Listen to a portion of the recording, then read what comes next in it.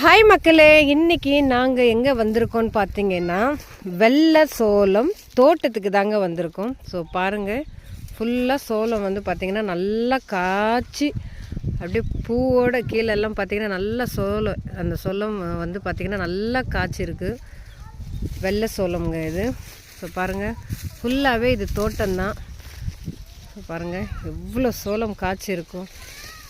இந்த தோட்டத்தில் பார்த்திங்கன்னா அந்த காற்றடிக்கும்போது இந்த இலைகளோட சவுண்டும் ஸோ சான்ஸே இல்லைங்க. ஸோ பாருங்கள், இது ஃபுல்லாகவே பார்த்திங்கன்னா அந்த தோட்டம்தான்.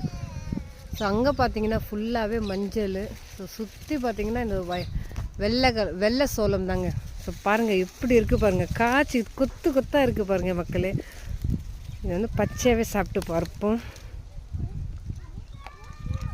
ஸோ சூப்பராக இருக்குங்க, செம்ம டேஸ்ட்டாக இருக்குது. ஸோ பாருங்கள், ஸோ நானும் பார்த்தீங்க